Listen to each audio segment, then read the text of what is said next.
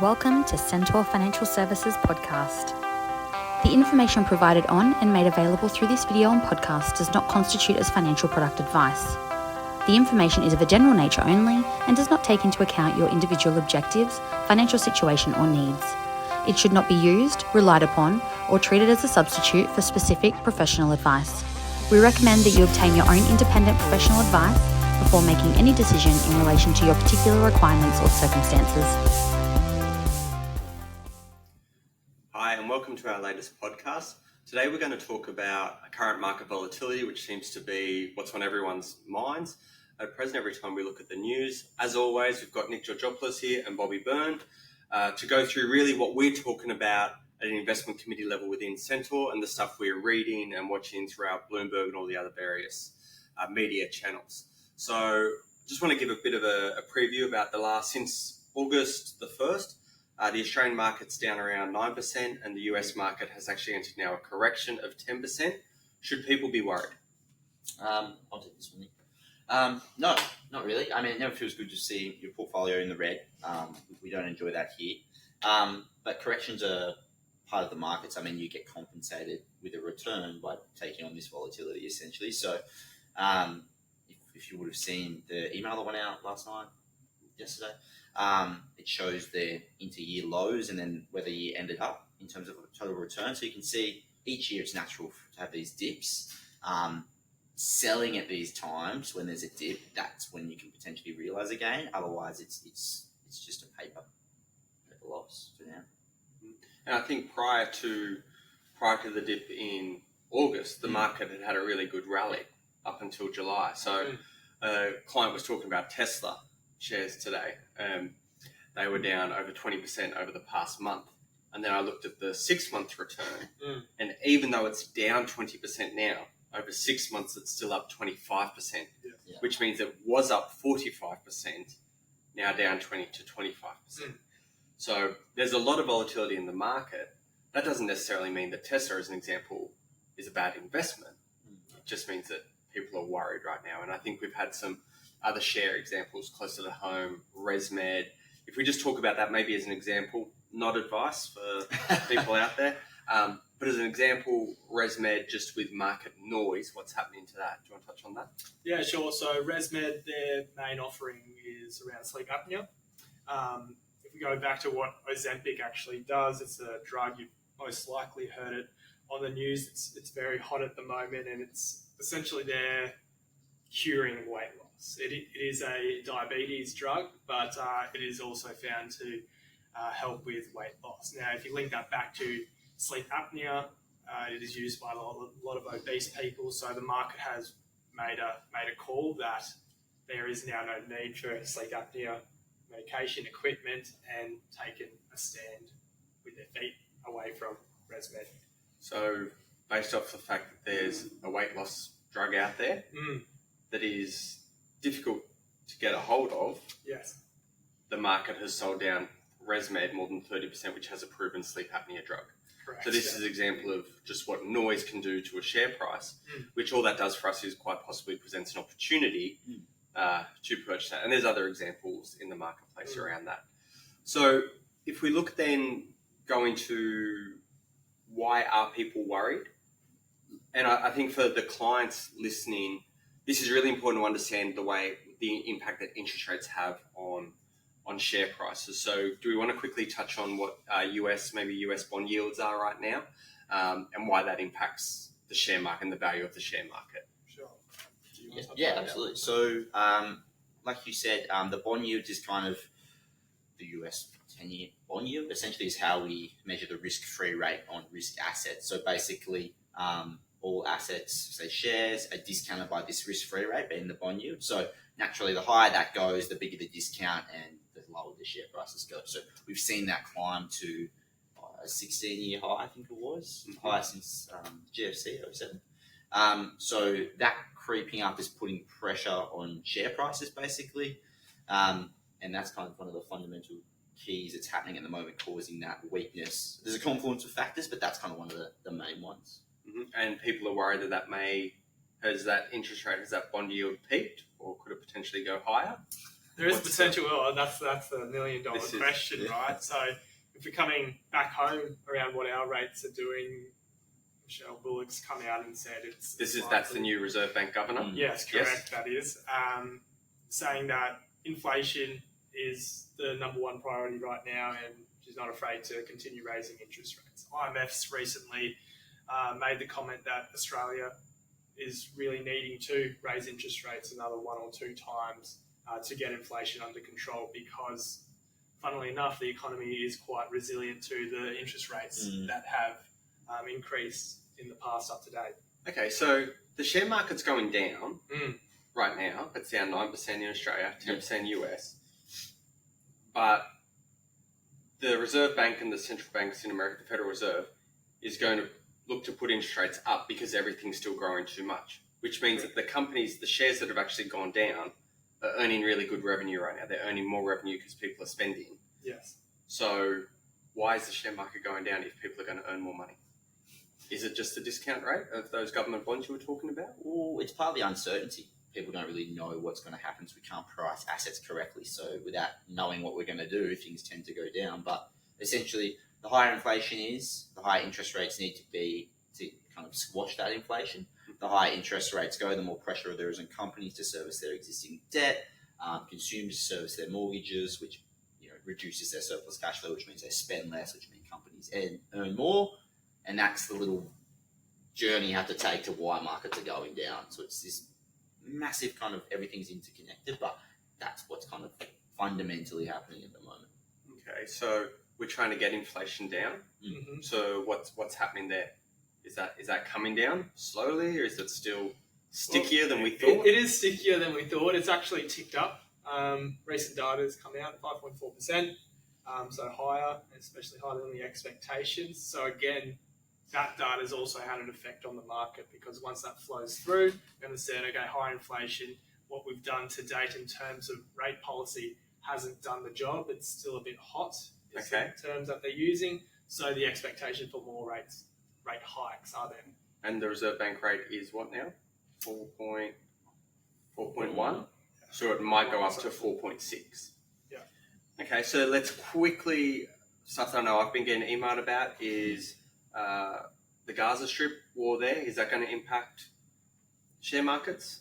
Is it going to impact, again, crystal ball kind of stuff, but so far that direct impact seems to be relatively muted. Obviously, we don't know what's going to happen, but historically speaking, wars and share market correlation, share market's actually gone up in a wartime, so that's something interesting, but I think the more macroeconomic backdrop's more affecting markets than this conflict. From a global perspective, I've always seems to have been, the Iraq war and some Middle East tension for a number of years now. And when we look at that at the global scale and from an investment perspective and investment lens, it's almost like equating the size of that area to Rockhampton versus Australia. So whether there's strife there, it to some extent is Rockhampton. Is that going to impact, if something's going on bad in Rockhampton, is that going to impact the whole of Australia's economic productivity? Probably not. If it was a bigger country, an America-China conflict, that's a different conversation we would have with clients. But again, those things are worries, they're concerns, but we can't act on it as an investment strategy now, because that would be foolish when there isn't an actual thing to worry about at this point in time. So interest rates possibly going higher. Yes. Inflation's still stickier, but we've seen in America, their preferred measure has started to slow. Still going up, but slowing. So that's seen as a good thing. However, we know that all the Reserve Bank governors have said that they're going to effectively do what it takes to get inflation under control. So if I'm a client right now, I'm seeing that interest rates are high. Why don't I put my money in cash? Well, that's not an unreasonable question, is it? With where rates are, what you can get as a risk-free return, it is very attractive. But inflation is that key metric to use that as a comparison against what you can achieve off that risk-free rate. So you're effectively still going backwards when you compare that risk-free rate or cash or what you're returning. What's that equation? Interest. How do I work out that equation? Okay, so what you are earning in interest 4.5% minus the inflation rate, which you said was 5.4. Yeah. Okay. Equals your actual return. So if I have my money in cash, I'm Yes. going down 0.9%. That's exactly right. So I think that's probably the important thing to note is that you've got to look at your return after inflation, because the price of you might be getting 4.5%, but everything you're trying to buy, especially for our retiree clients, it's going up more than 5.5% a year. It's going up 10% a year. So if you've got cost of goods going up at 8, 9, 10% a year, and you're only earning 4 or 5%. Yeah. So what's the long-term rate of return on the share market? Which share market? Let's go Aussie. So yeah, sort of 8-9%. Okay. Yep. Global? 13 to 16%, a bit higher. Last decade it has been good. Yeah.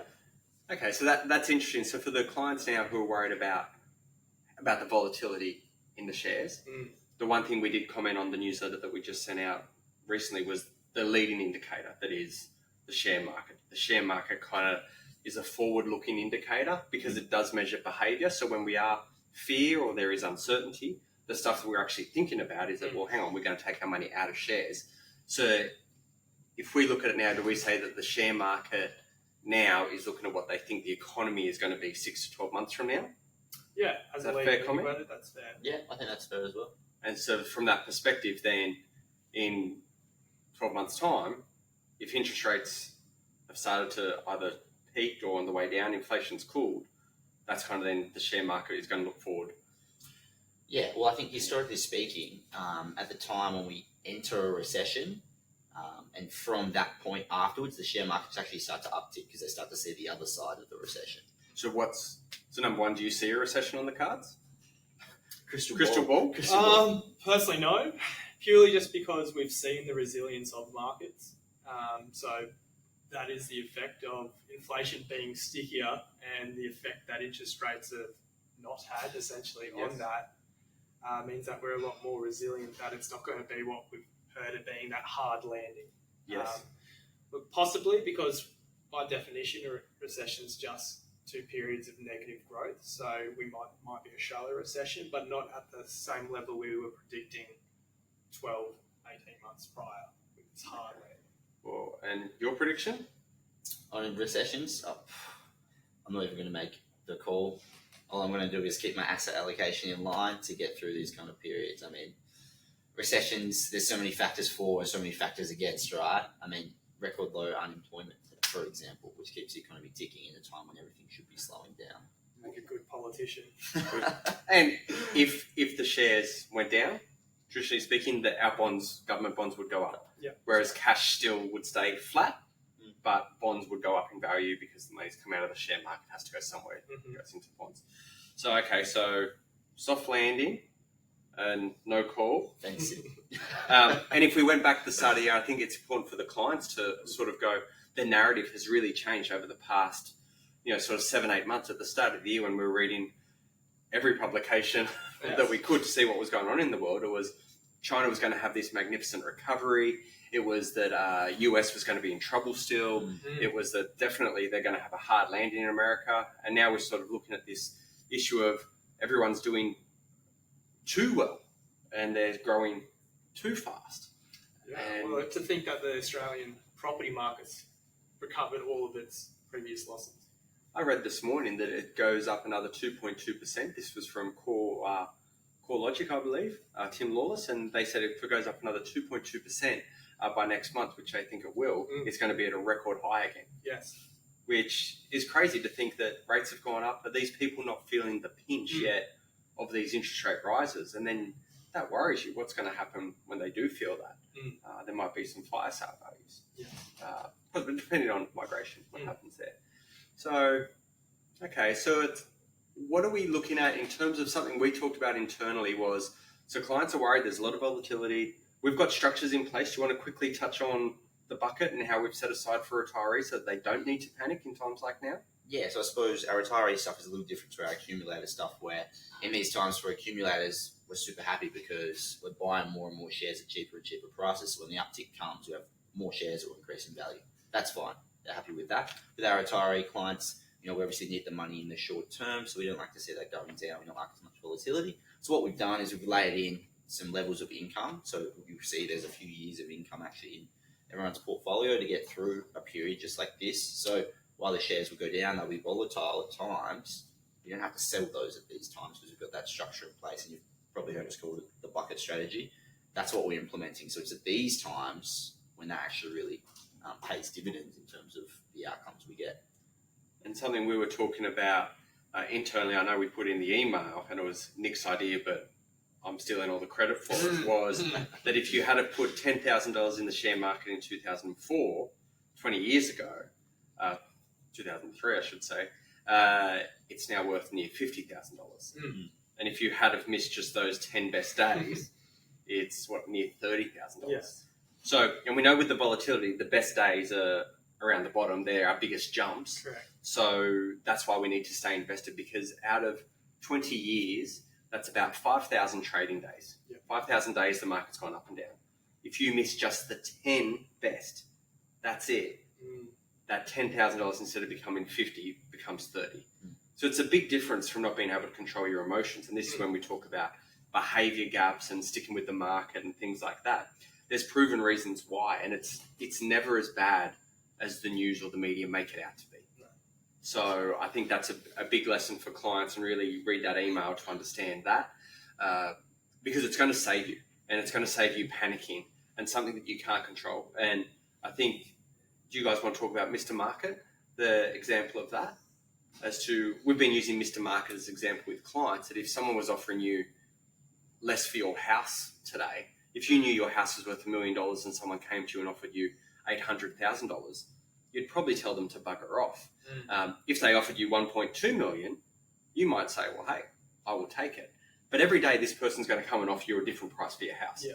Now, you have got the ability to decide whether you want to buy it off them. They will even sell you theirs for the same price that they offer you, or you could sell yours to them.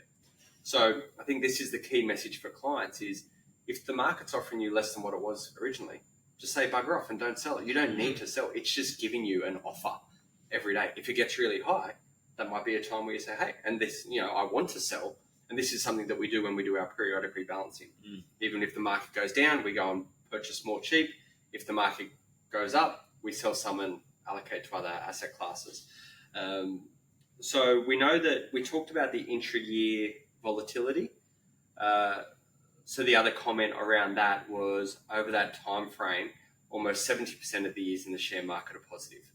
So if we're very cautious and we say, look, you've got to be careful that 3 out of 10 in the share market are negative, the inverse of that is 7 out of 10 is positive.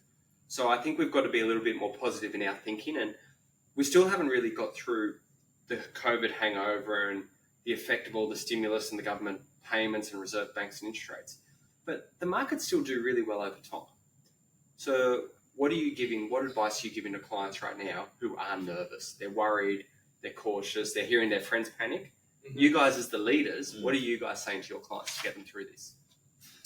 Look, I think the most reasonable and easiest one is to firstly be educated, or we're asked to educate you about why these things are happening. So know why these movements are happening, to expect there to be more volatility in the market. It's not going to resolve itself in a day. So it is a longer term recovery. Try not to look at the market every day. That's something that's the easiest thing you can do, is to not look at the market every day. It'll keep you a bit more positive and happier in the mind, and just stick to the strategy. Trust the process, because there's a reason why this process is in place for times like this.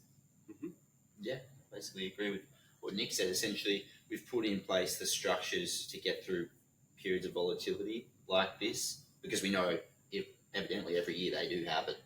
So we've got the cash there available for the next couple of years of your income needs, so we can let the shares dip and then recover and dip and then recover. And we don't have to sell them at those lower values like your Mr. Market example. We can sell them at a price what we know is great. So, if we can hold the course now, which is sometimes the hardest thing to do, that's going to give us the best outcome, and not miss those 10 best days that we could potentially miss if we bailed today and left it all in cash. So I think we also try and stack the deck in our favour a little bit more by using proven fund managers with proven investment strategies which have teams of analysts researching all these companies, talking to the CEOs, talking to the suppliers, the competitors, and really understanding what the value of a company is. Whereas I think a lot of investors out there, a lot of clients may not know what the value of Woolworths is, what the value of Commonwealth Bank is, what the value of BHP is.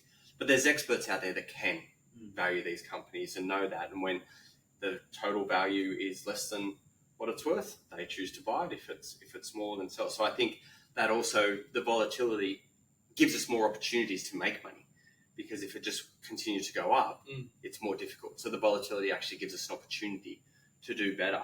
I just want to touch on the point that Bobby raised before about the intra-year declines. I'm bringing in COVID just to cherry pick an example. Throughout that year, the market had gone down here, it says, during 2020, around 7%. It felt like it was a lot worse. But then for the actual year, it returned 31%. So for that client, I'm sure they didn't want to sell when it was 31% for the year, but at 7%, they probably did. Yeah. So there's a lot of value, I think, for our clients to call us and talk to us and see what is. We get to talk to all these great fund managers from all across the world. We get access that other people don't get access to. So we can relay those messages onto clients to sort of put you at ease that our managers are doing what it takes to position our portfolios to profit from the market panic rather than sort of participate in the market panic. And that over time is going to give us a massive outperformance difference in the portfolios. And those extra 2-3% above the rate of cash over time is going to compound. We all know what compound interest is. That's going to compound to a significant difference in the lifestyle that they can live. I think probably finally too, touching on some financial planning aspects, is if you do fall below the asset test, if you are a retiree and you fall below the certain limits, then it's really time to start looking if you are eligible for an age pension. If you're already on an age pension, looking to update your information as you may be eligible for more payment from the government, which therefore means that you draw less from your own portfolio, give it more time to grow in value. So, closing comments? Look, I think it's sort of summarising what we've already just previously spoken through. I think it is important when you are having the nervous spell around markets and you have that urge to pull the money out, reach out to your advisor, have that conversation. That's what they're there for.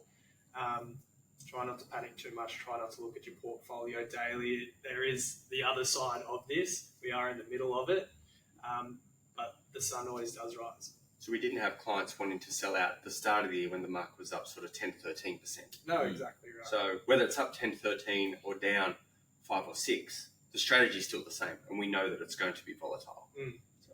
Yeah, my closing comments, much the same. Basically, staying the course is important so we don't miss out and make a silly mistake that we'll later regret. And just get in touch, email, phone call, anything. We prefer to have the conversation than you worry and not get in touch and we don't know. But it's always been the case. So, yeah, get in touch if it's a concern. We'll talk through it. I think the more questions that you guys have, the more send them through to us. Because if you're thinking it, we've probably got 100 other clients that are thinking it. So this could really benefit our whole community by us all talking about this and having some really active conversations and debates and dialogues about what we are seeing in the market, what we're talking about internally, and what we're leaning on the global fund managers to talk about. I agree with these guys that volatility is normal. It's not different. It's not unusual. But it is always uncomfortable. So we've just got to get through this period and we'll keep sending updates to you guys so that you're fully informed. But please, any questions, shoot them through. Nick, Bobby, thank you very much for your time. Thank you very much. Have a good day.